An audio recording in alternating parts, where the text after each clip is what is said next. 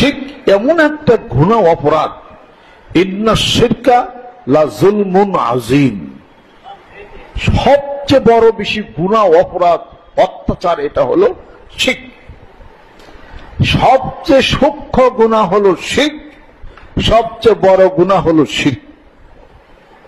তার মানে সবচেয়ে সূক্ষ্ম মানে মানুষ এমন ভাবে শিরক বেদাতের মধ্যে ঢুকে সে বুঝতেও পারে না, এই জন্য খুব সূক্ষ্ম।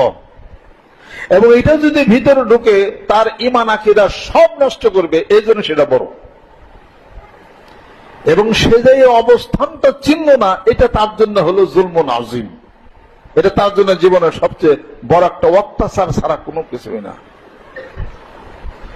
পিতা যদি সন্তান যদি তার পিতামাতার হিসাবপত্র যদি ভুলে যায়, এটা তার জন্য একটা জুলুম, অত্যাচার। জুলুমের মধ্যে পড়ে যাবে, অত্যাচারের মধ্যে সে কিন্তু পড়েই যাবে। আমি যে আপনার রবের কথা বুঝলাম না, আল্লাহ পাকের শক্তির সাথে মানুষের শক্তির সম্পৃক্ততা আপনি করলেন, এটা হলো সবচেয়ে বড় একটা অপরাধ ছাড়া আর কোনো কিছু হইতে পারে না। এটা শিরকের গুনাহ থেকে যদি কেউ বেঁচে থাকে আর কবিরা গুনাহ থেকে বেঁচে থাকে, ছোট ছোট গুনাহ কাজ করতে পারবে না।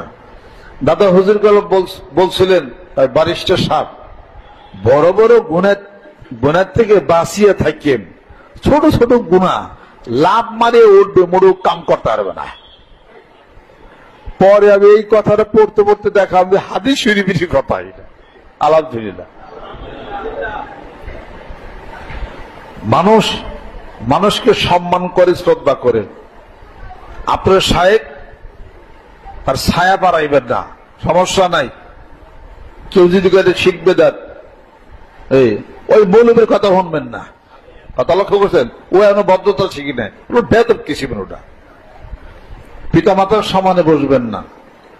পিতামাতা যে ঘরে থাকে জুতা পায়ে দেওয়া হাইছেন না, এটা ঠিক আছে। ছায়া পাড়ায়েন না, এটাও ঠিক আছে, এটা ঠিক আছে। এখানে কোনো শিরক বেদাত নাই। এটা আপনার শাইখের সামনে হাঁটবেন না, এটা ঠিক আছে। তার আগে খান না, তাও ঠিক আছে। জোরে কথা বলেন না, তাও ঠিক আছে। ছায়া পাড়ায়েন না, এটাও ঠিক আছে। কিন্তু তাই বলে নামাজে দাঁড়াইবেন, তার থেকে 100 পিছিয়ে খারাইবেন, এইটা হলো শিরক। বেদাত তো বেদাত, এটা একবার শিরক ছাড়া কোনো কিছু না। এটা আমি যেভাবে আপনাদেরকে যেটা বলি, দিক নির্দেশনা দেই, এটা কি কষ্ট হয় আপনাদের? ওই যে তো কি একটা ওয়াজ করা শুরু করছে, এইটা মনে খারাপ লাগুক যাই লাগুক, কথা সত্যই বুঝি। ইনশাআল্লাহ সংশোধন করতে হবে। একলা হলো বাংলাদেশের বুকে পীর মুরিদের নামে অনেক শিরক এবং বেদাত চলছে। আপনারা যারা আছেন, আপনারা বেদাত মুক্ত একটা সমাজ, শিরক মুক্ত একটা সমাজের মধ্যে যদি চান যে প্রকৃতপক্ষে তা হব, তাহলে আমার কাছে যেহেতু বায়াত হয়েছেন, আমি যেমনি শিখাবো তেমনি শিখবেন। অতিরিক্ত যদি শিখতে যান, তাহলে যে শিখাবেও একটা বড় শয়তান ছাড়া কিছু না। কথা খেয়াল করছেন? পীরের উপর মাতবরি করে যে শিখায়, সে হলো পীর ভাইয়ের নামে হলো, সে হলো একটা শয়তান। সে মানুষ সেটা হলো শয়তান। কোরআন হাদিস শরীফ এত বছর পড়াশোনা করে মানুষদেরকে শিরক বেদাত শিখে কি জাহান্নামে যাওয়ার খেয়াল হয়েছে নাকি? আমার এটা যেমনি বলবো তেমনি করবেন, ইনশাআল্লাহ তাআলা ওইটা জান্নাতের রাস্তায়।